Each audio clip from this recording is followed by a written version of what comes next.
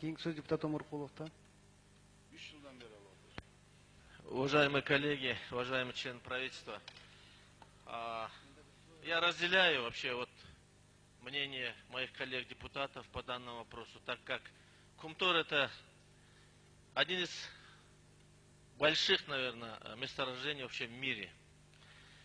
И к счастью, а может не к счастью, она оказалась именно на нашей территории, в нашем государстве. К сожалению, это все, как говорится, сегодня покрыто мраком до сих пор.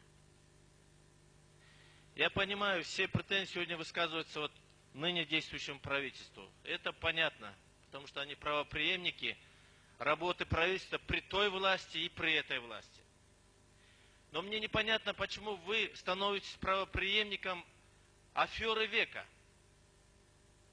Почему вы сегодня оправдываете те первые, соглашения, которые подписаны правительством еще при той власти? Почему вами до сих пор не поднимается вопрос об ответственности этих лиц? Кто тогда возглавлял правительство? Кто стоял у руля Кыргыз-Алтына? Кто занимался этим вопросом?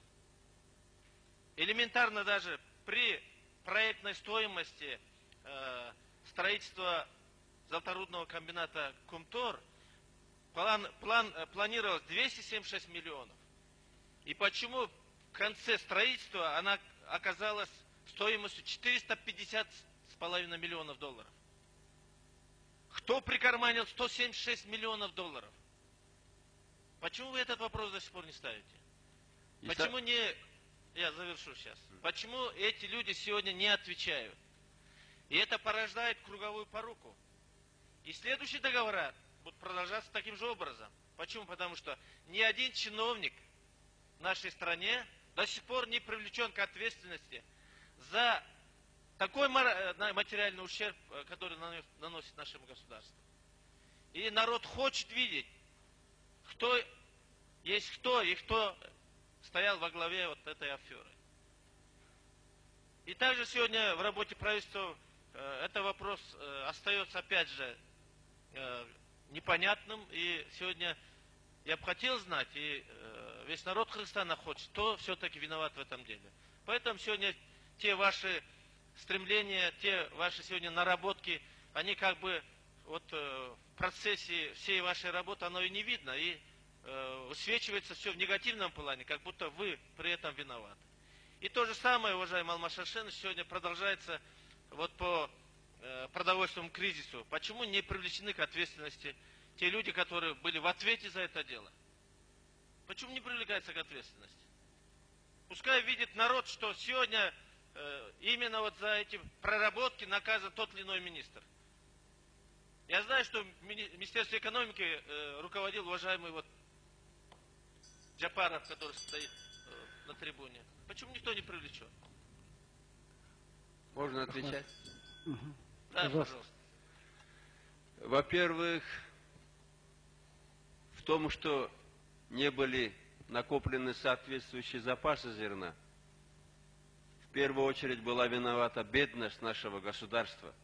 Просто не было финансов. Я разбирался, почему не было выполнено задание президента закупить зерно.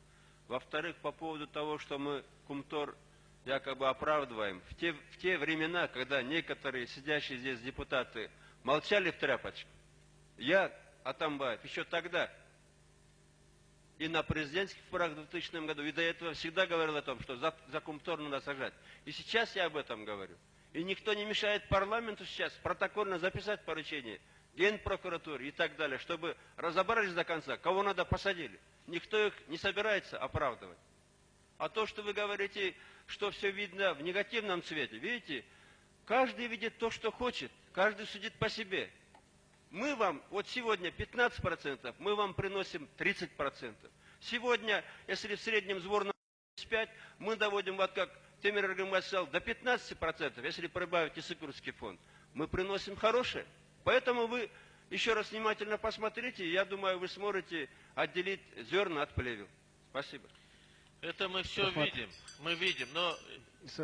Да, я завершу, если можно. Это мой официальный депутатский запрос Генеральной прокуратуре, МВД, СНБ, И прошу дать ответ мне и всем депутатам, значит, кто виноват вот в соглашении, в подписанном соглашении первоначальном, именно по месторождению Кумтор. Рахмат. Спасибо.